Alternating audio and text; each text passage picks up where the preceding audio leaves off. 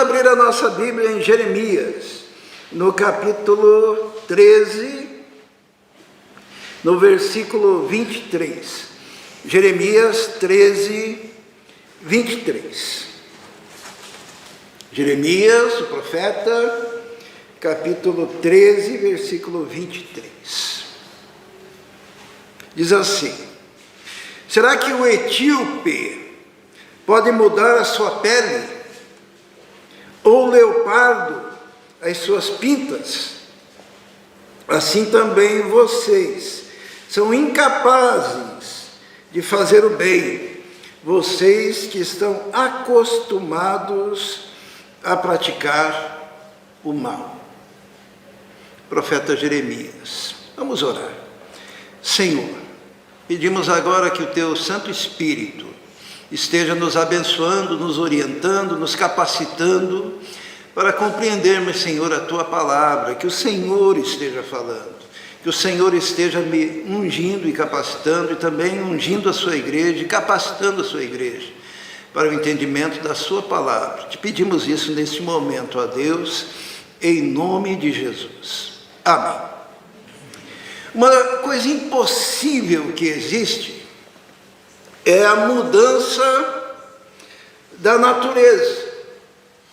Aqui o profeta Jeremias, ele está falando, olha, é impossível o etíope mudar a cor da sua pele. O etíope era o africano, né?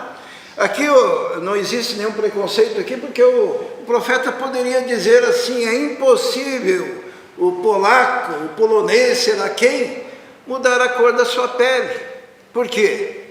Porque é da natureza ser daquele jeito. Daí usa um outro exemplo, dizendo assim que é impossível o leopardo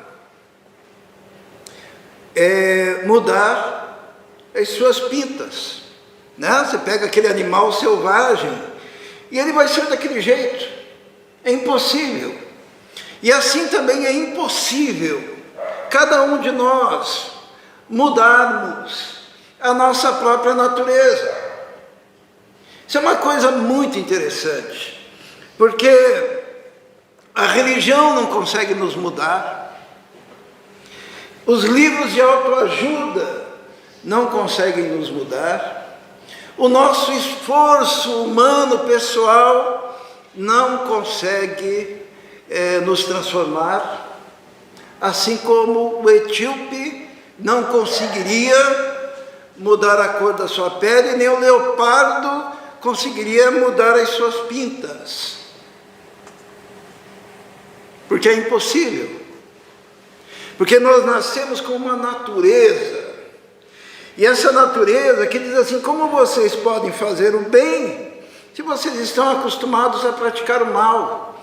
E nós não entendemos muitas vezes que o pecado é uma coisa tão aviltante, que transformou de tal maneira a nossa natureza, e que nos distanciou tanto de Deus, que não existe solução para o nosso pecado, a não ser através de uma mudança radical promovida pelo próprio Deus, e que não pode ser promovida por nós mesmos. O pecado é tão terrível, que um pecado bastou para corromper a humanidade toda. Adão pecou, desobedeceu, e a palavra diz que toda a humanidade então caiu por causa de um pecado, com Adão. Às vezes você pensa: o meu pecado é pequeno,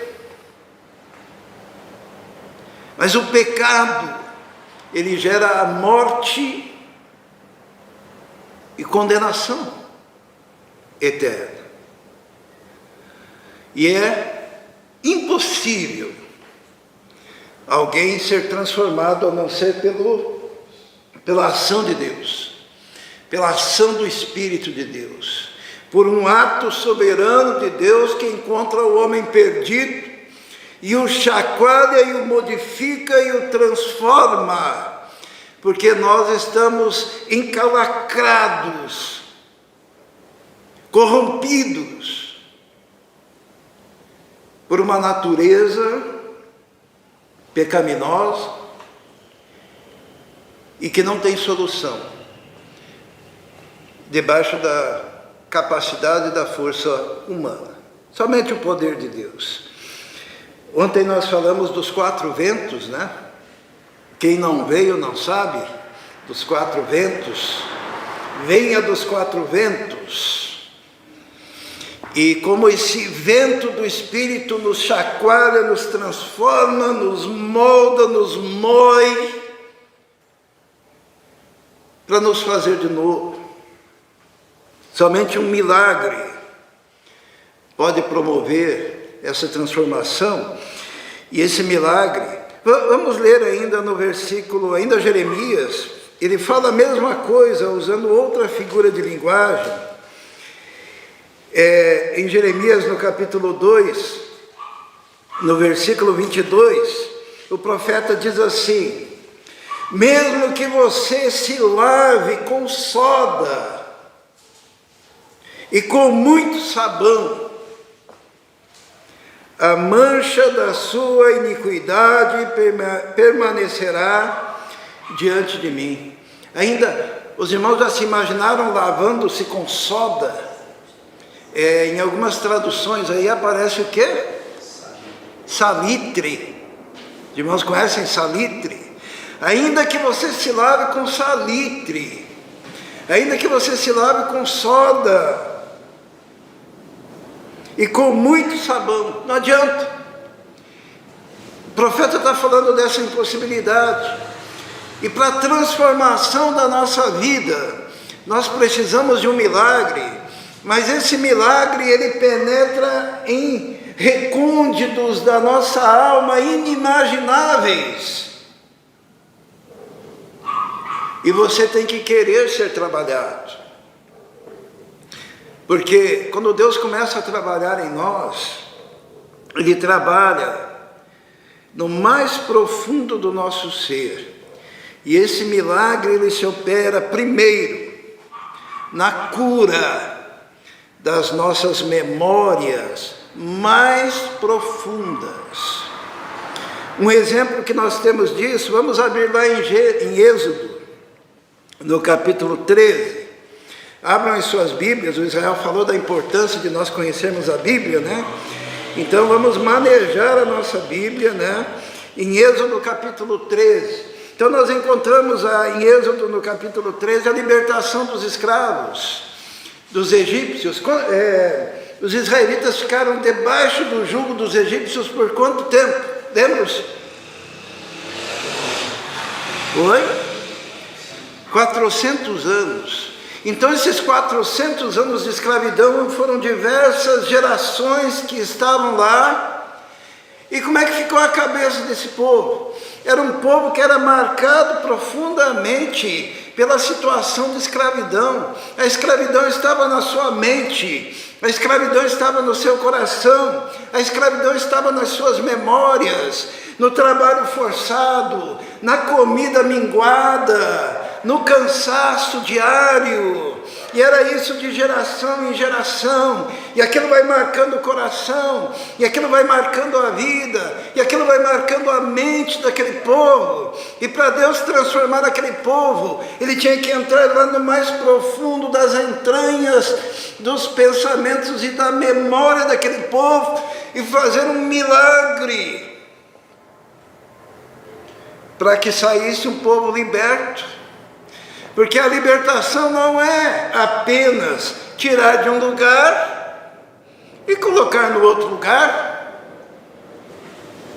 Se não trabalhar o interior, não adianta. É que nem a pessoa que se batiza, né? Que o batismo é a coisa mais fácil do mundo. Entrar, que nem dizia um pastor antigo, conhecido meu, entra diabo seco e sai diabo molhado. O interior não foi trabalhado, o coração não foi trabalhado, as memórias não foram trabalhadas, os costumes não foram trabalhados, não foram modificados. Pode se lavar com muito salitre, não adianta, é impossível. A malhada da pele continuará a mesma, e os hábitos de pensamento, os mesmos. Quando nós vamos à igreja, à casa de Deus, ouvir a palavra de Deus ela quer entrar dentro de você e modificar o seu interior mais profundo. Porque senão você vai deixar de ser um escravo no Egito para ser um escravo no deserto. Você vai deixar de ser um escravo na casa do Pai para ser um escravo gastando dinheiro com prostitutas, com leviandades. Deus quer modificar. Por isso que Deus, vamos ler, quando o povo sai do Egito, no capítulo 13 de Êxodo, versículo 17, diz assim: quando o faraó deixou sair o povo, Deus não o guiou pela rota da terra dos filisteus, embora fosse o caminho mais curto. Por que será? Vamos ler lá no 14, no capítulo 14, versículo 1, diz assim, disse o Senhor a Moisés: diga aos israelitas que mudem o rumo e acampem perto de Pi-Airote, entre Migdol e o mar. Acampem à beira do mar, defronte de Baal-Zefon. O faraó pensará que os israelitas estão vagando confusos, cercados pelo deserto. Irmãos, o que Deus fez ali? Deus libertou os escravos do Egito, e eles estavam indo pelo caminho mais curto, que já os levaria na direção da terra prometida. E o Senhor diz assim para Moisés: diga para o povo, mudem de rumo e venham por outro caminho. E esse caminho que Deus escolheu para o povo era o caminho onde de um lado tinha deserto e de outro lado tinha o mar vermelho. E atrás deles vinha o exército de Faraó. Por que será que Deus fez isso com esse povo? Porque Deus queria trabalhar o coração do povo. Porque Deus não queria que fosse um povo que saísse escravo do Egito e fosse escravo no deserto.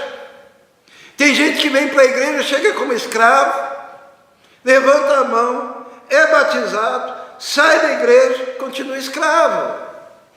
Continua dominado pelo pecado, continua dominado pela lascívia, pelos maus pensamentos. O coração não é modificado, a vida não é modificada, o lar não é modificado, a família não foi modificada, ele continua o mesmo, continua escravo.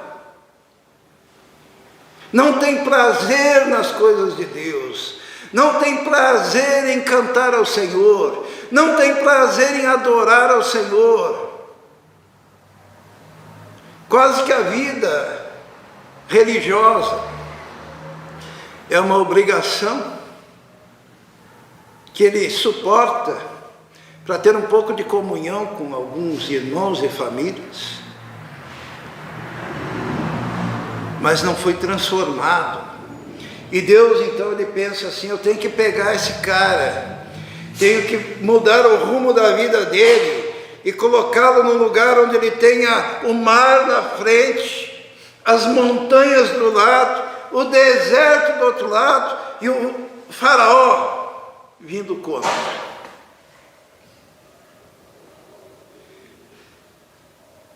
Porque dessa forma ele vai ter que olhar para cima,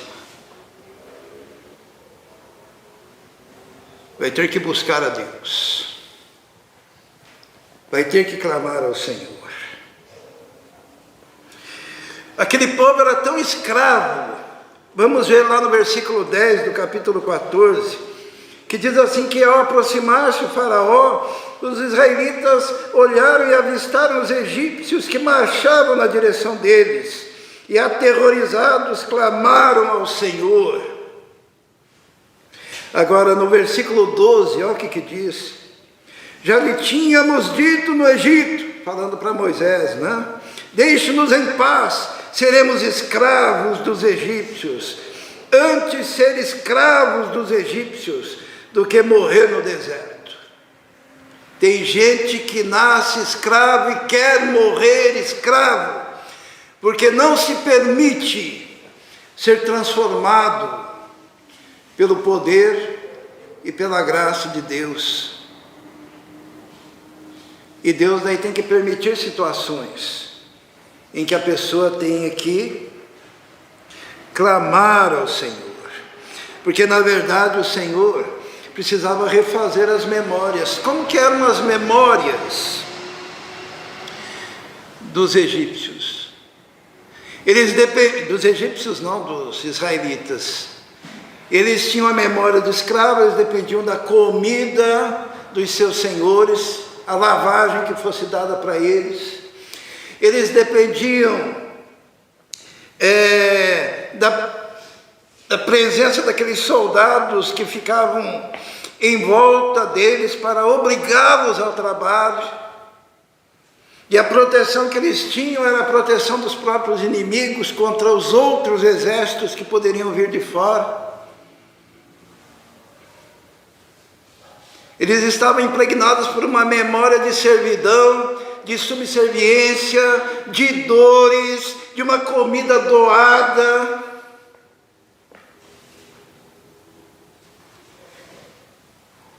Mas quando eles saem do Egito, a primeira coisa que Deus faz é dizer: eu preciso curar esse povo das suas memórias.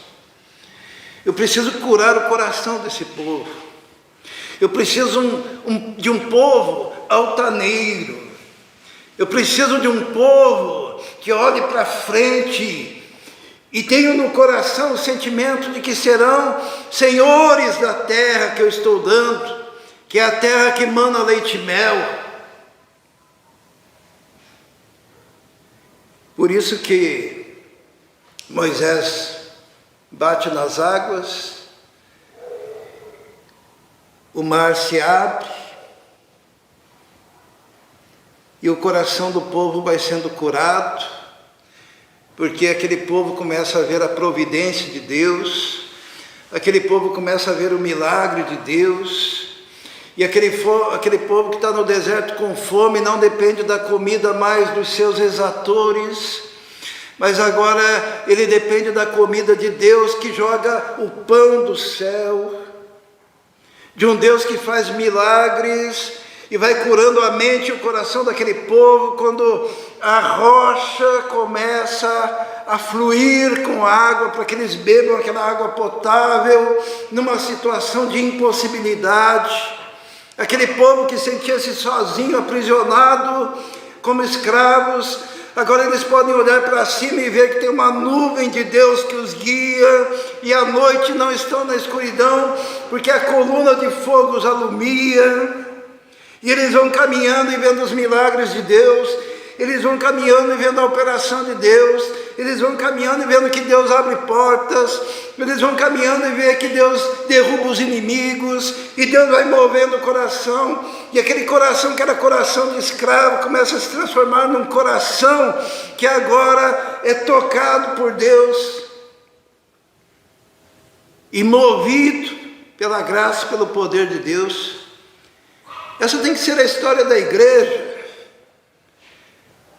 Por isso que é inadmissível alguém que tenha tido um encontro com esse Deus, que mantenha os hábitos da escravidão, que mantenha no coração os hábitos da vida de pecado, que mantenha no coração aquela memória do sofrimento, da dor e da dúvida em relação a um Deus que é provedor.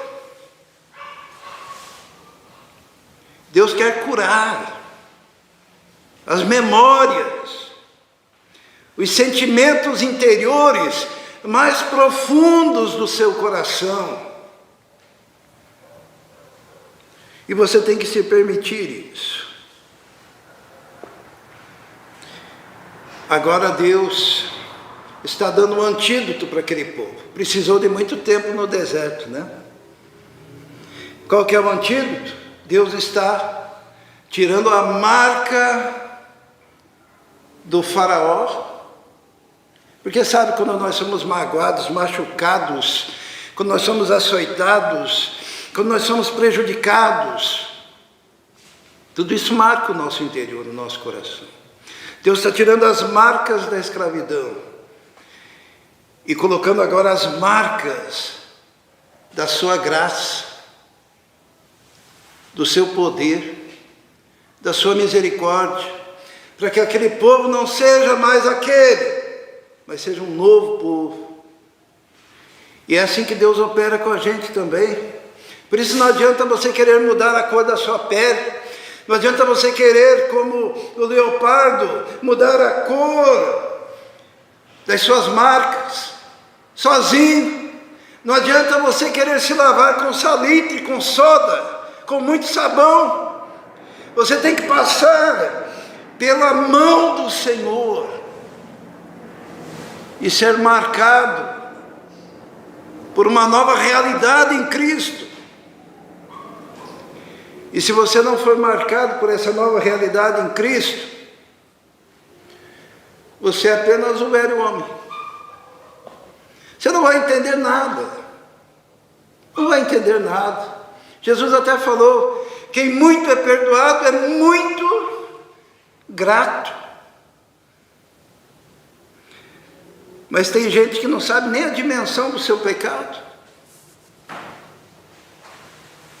Cada vez que você se sentir muito, meu pecado é um pecadinho, lembra do Adão, que derrubou a raça humana por um ato de desobediência.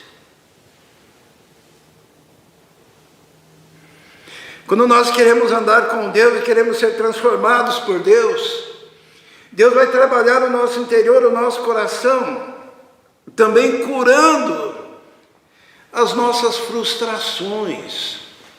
Uma das coisas que nos impede muito na nossa relação com Deus é que muitas vezes nós estamos tão sobrecarregados de frustrações e nós não conseguimos colocar isso e passar isso a limpo diante de Deus.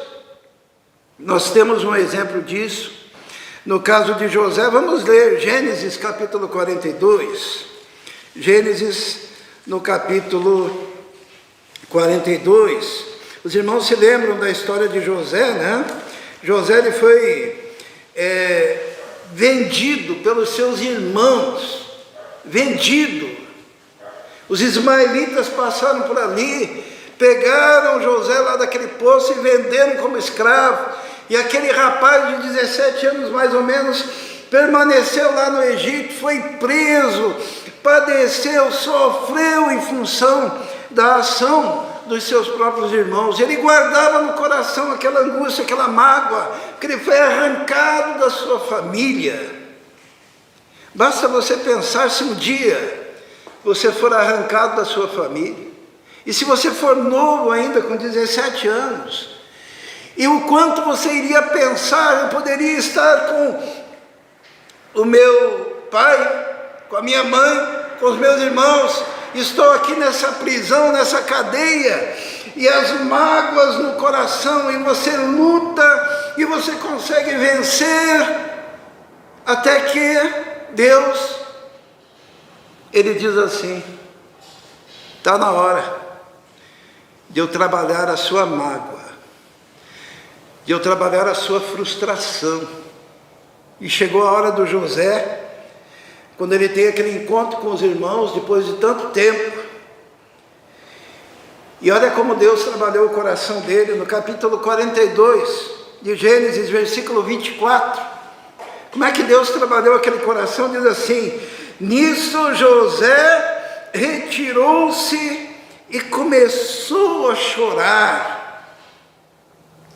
Sabe que Às vezes, na vida da gente, existem momentos que Deus quer usar aquele mecanismo que está dentro de nós, que é o mecanismo das lágrimas. É chorar a nossa dor, é chorar a nossa angústia, é chorar o nosso sofrimento, é reconhecer que eles realmente, meus irmãos, me magoaram, meus irmãos me machucaram, meus irmãos roubaram um pedaço da minha vida, meus irmãos me fizeram sofrer, e chorar.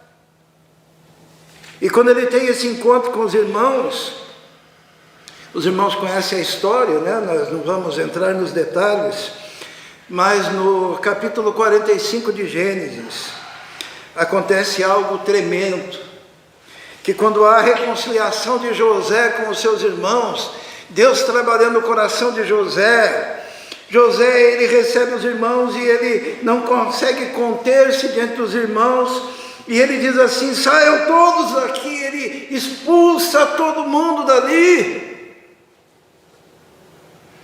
E no versículo 2 do capítulo 45 de Gênesis, diz que ele se pôs a chorar tão alto que os egípcios ouviram, e a notícia chegou ao palácio do faraó. E então disse José a seus irmãos: eu sou José, meu pai ainda está vivo? Ele quer saber notícias do seu passado. Ele quer saber notícias daquela vida que ele poderia ter tido e não teve. Ele quer saber de todos os seus irmãos. Ele quer reconciliação. Mas ele chorou tão alto que os egípcios conseguiam ouvir. Ele clamava de dor na alma. E às vezes nós não somos curados porque nós não olhamos de frente a nossa dor. Nós não olhamos de frente o nosso sofrimento. Nós não reconhecemos que alguma situação está nos fazendo sofrer, que existe alguma coisa que está bloqueando os nossos caminhos e a gente precisa olhar de frente. Ele pediu que todos saíssem, mas adiantou? Não. Por quê? O choro dele era tão dolorido que todos ouviram e foram até o faraó e disseram, que a notícia chegou ao faraó. Deus, ele trabalha lá no profundo do nosso ser. Se tem uma coisa que no reino de Deus não adianta, é você querer ser superficial. Se tem uma coisa no reino de Deus que não adianta, é você ser todo centradinho assim, guardando no coração coisas, não se permitindo ser tocado na profundidade, porque quando o Espírito Santo vem, ele vai fazer você chorar, ele vai fazer você gemer, ele vai fazer você se rolar no chão de dor e de angústia,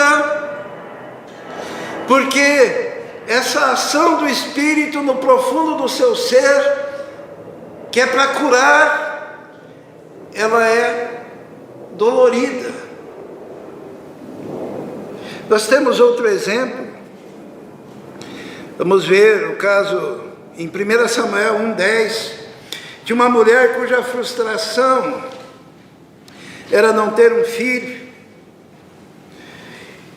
E no versículo 10, Ana, que não tinha filhos, ela está pedindo a Deus e diz assim: com alma amargurada, chorou muito e orou ao Senhor. Quando você está angustiado, quando você está frustrado, quando você está com dores profundas, porque não consegue ver na sua vida a realização que você tanto quis. Nós temos aqui o exemplo de Ana, que chorou.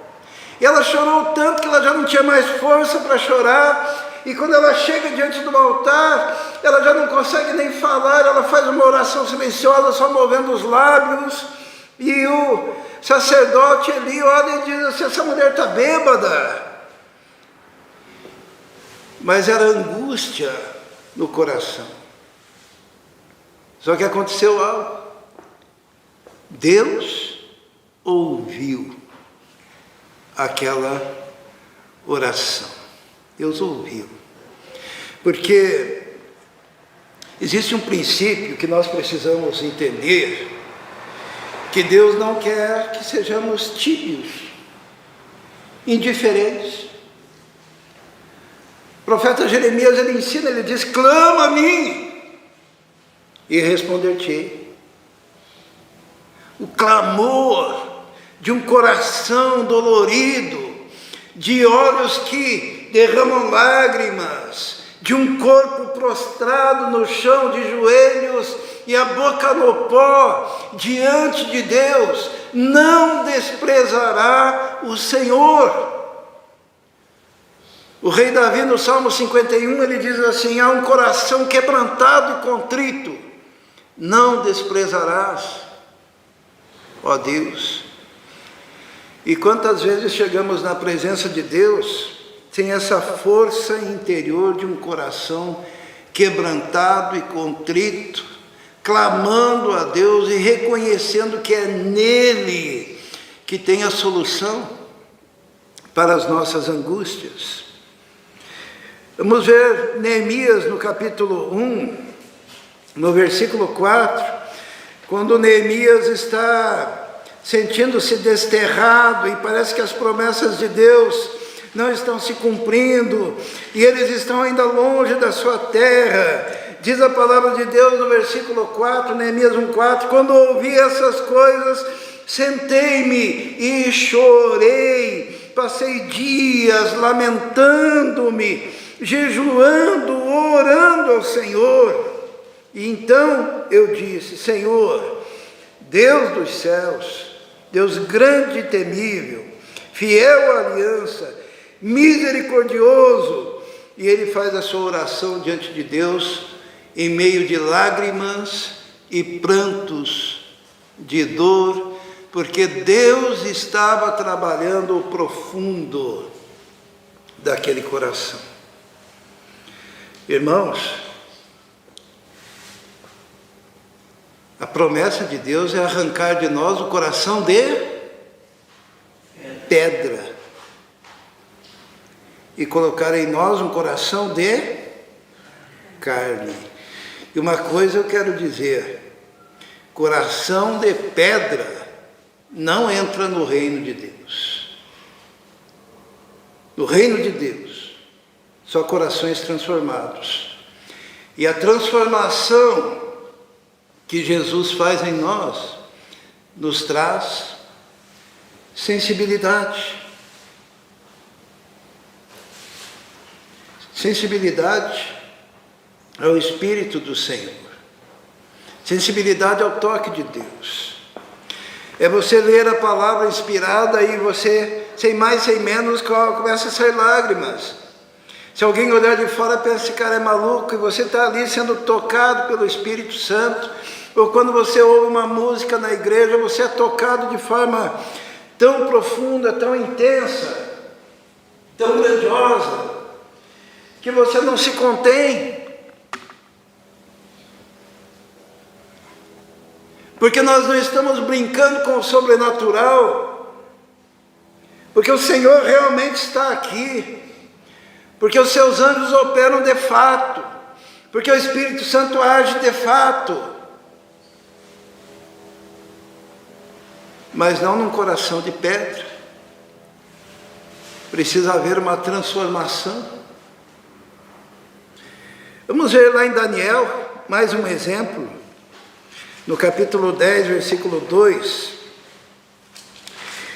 Daniel é um exemplo de um homem de oração.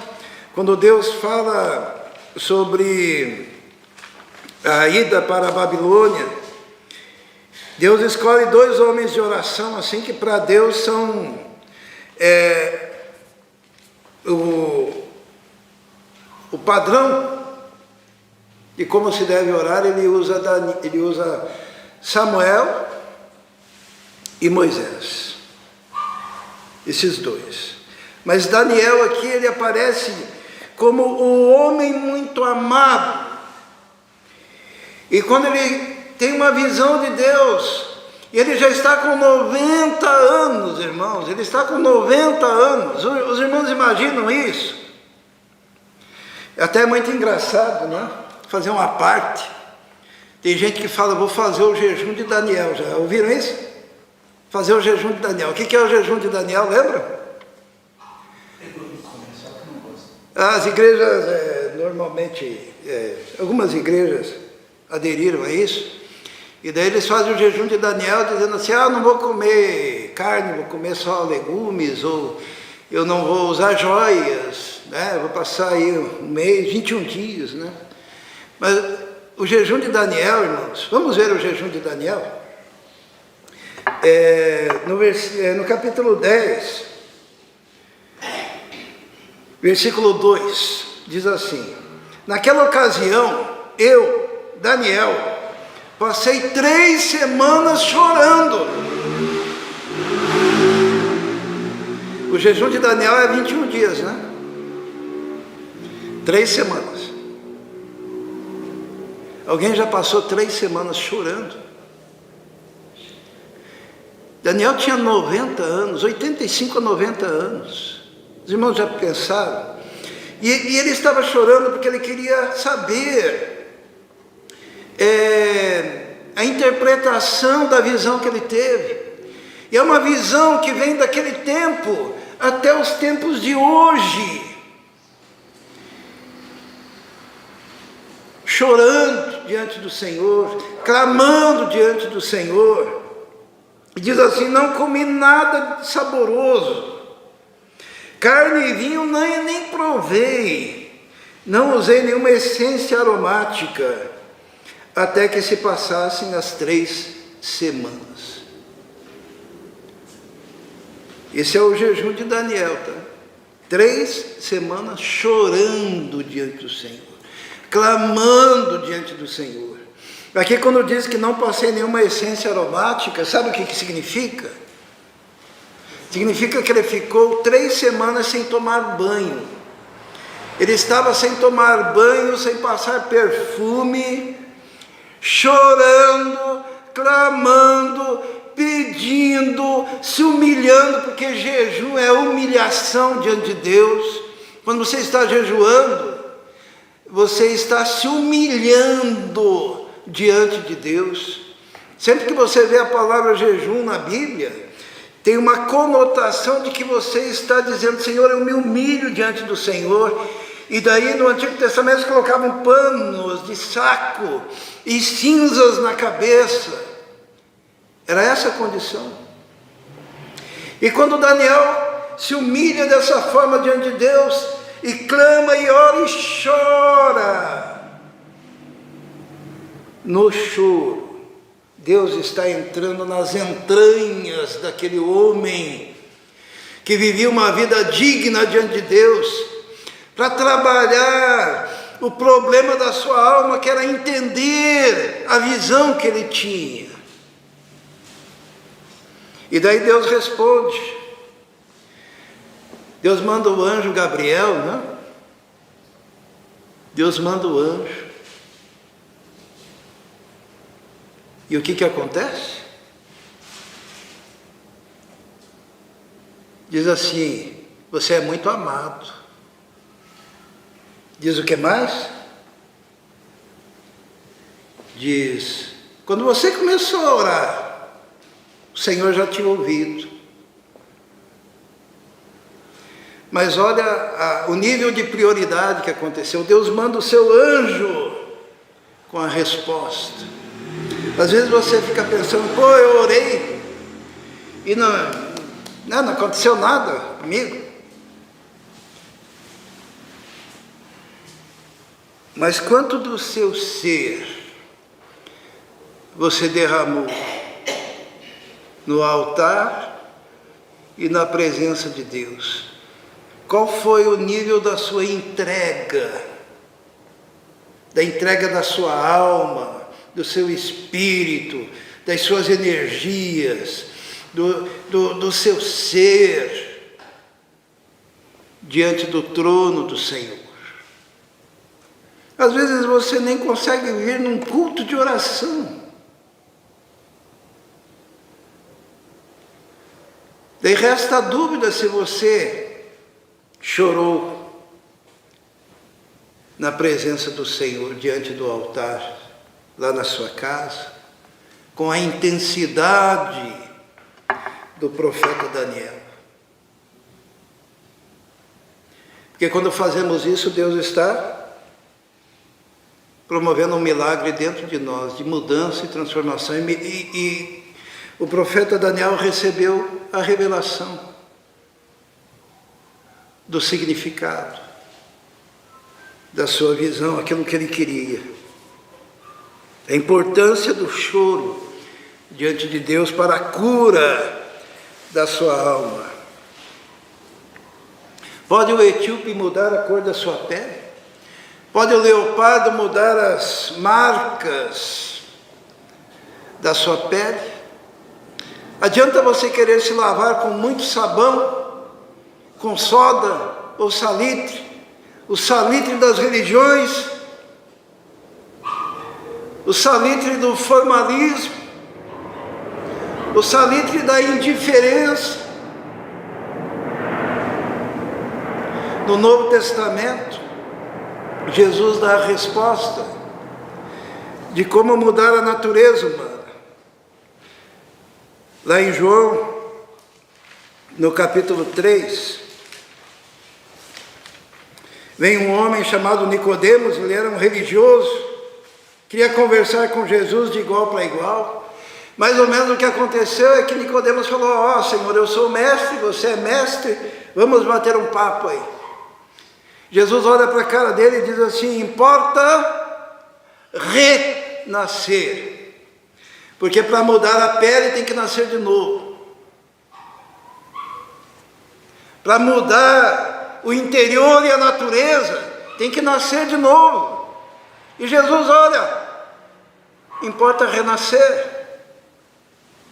E a pergunta que Nicodemos faz no versículo 4, perguntou Nicodemos: como alguém pode nascer sendo velho?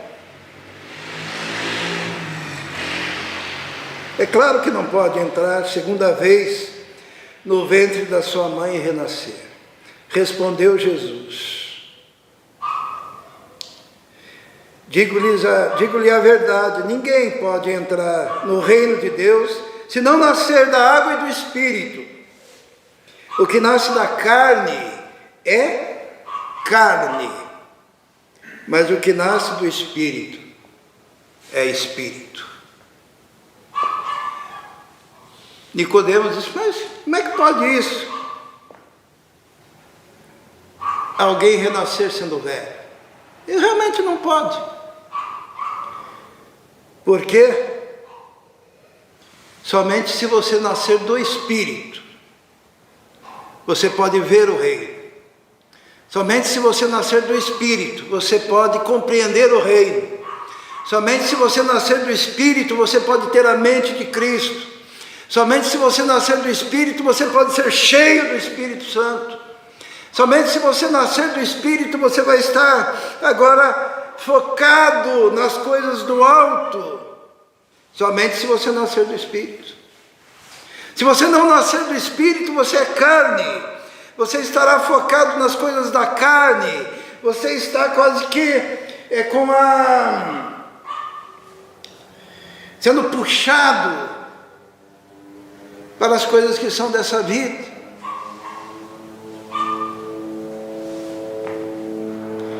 A sua preocupação não vai ser com as coisas de Deus. A sua preocupação não vai ser com os perdidos.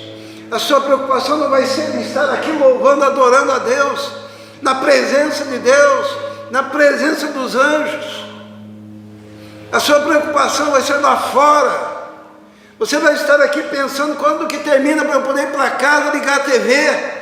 Você estará aqui pensando quando é que termina isso para eu poder ligar o meu computador, eu mexer no meu celular.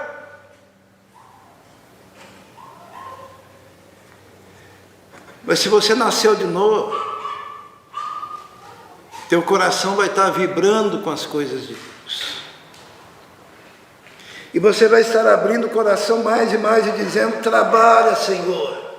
Trabalha, Senhor, dentro de mim. Que doa, mas que te agrade. Porque eu quero te servir de todo o coração. A única maneira que existe para uma mudança radical na vida de qualquer ser humano é o seu encontro com Cristo.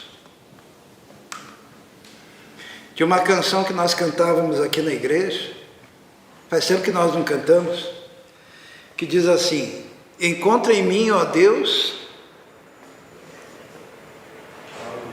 algo de valor. Quero atrair a sua presença.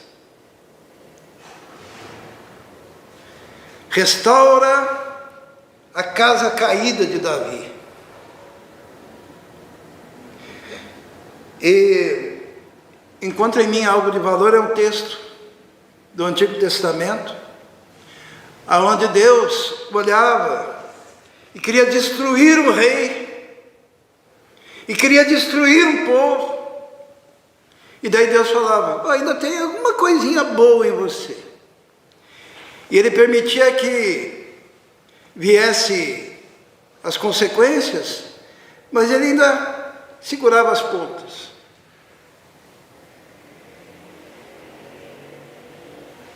Tem gente que se contenta com isso, né? A gente fica aqui: encontra em mim algo de valor, alguma coisinha pelo menos. E daí Deus vê algo e diz assim: ó, eu vou te deixar viver para te dar uma oportunidade de você ainda ter um encontro com Jesus. Porque você ainda tem chance. Mas essa não é a forma neotestamentária de ser. O apóstolo Paulo, ele disse uma coisa muito importante lá em Romanos. Ele disse assim: pois eu sei que em mim, Paulo que está falando, não habita o quê? Bem algum. Pela graça sou salvo, pela fé em Jesus. Enquanto você estiver procurando ou pedindo para Deus encontrar alguma coisa em você mesmo de valor, se o teu valor absoluto não for Jesus, você estará andando por um espaço muito escorregadio. Porque quando naquela canção diz: restaura a casa caída de Davi, nós estamos estudando que o reino do norte, que é a quem se refere, ainda estou vendo algozinho de bom em você, ele deixou de existir no cativeiro assírio. Então você que está feliz aí, ó, porque Deus ainda vai achar alguma coisinha boa em mim, cuidado. Melhor reconhecer os seus pecados e dizer: Senhor, eu sei que em mim não habita bem algum, eu preciso da tua graça. E só o Senhor pode transformar o meu interior. É a única forma. Não existe outro caminho. Feche seus olhos. Nós vamos orar, mas antes eu quero perguntar. Talvez você seja alguém que pensa assim: eu tenho ainda alguma coisa boa, mas que não quer dar aquele passo definitivo, decisivo, onde Deus entra e transforma radicalmente, dando um novo nascimento. Talvez você esteja nessa ilusão, mas hoje você pode mudar isso. Se você quiser ter um compromisso radical com Jesus, um compromisso integral com Jesus, compromisso da tua existência com Jesus. Eu convido que você faça um sinal, não vou querer te envergonhar aqui, é só um sinal que você estará fazendo, para que eu possa identificá-lo e a gente possa orar juntos. Mas se você deseja esse compromisso com Jesus, um compromisso de fato, transformador, levante uma de suas mãos. Eu quero orar com você. Vamos orar. Senhor, muito obrigado pela Tua palavra. Muito obrigado porque na Tua palavra nós encontramos luz para os nossos caminhos, ó Deus. Tua palavra traz entendimento e por isso diante da Tua palavra, Senhor, explicada através da ação do Teu Espírito, nós não temos nenhuma desculpa diante de Ti. Por isso nos submetemos a ela, ó Deus, porque a Tua palavra é viva e eficaz, mais penetrante do que espada de 2 gumes. Peço a Deus por aqueles que ainda não se decidiram por Ti, que o Senhor esteja tocando profundamente, abençoando profundamente, para que possam ter essa transformação radical. E por todos aqueles que já fizeram essa experiência, que o Senhor os firme, os encha do Teu Espírito Santo. Pedimos isso em nome de Jesus. Amém.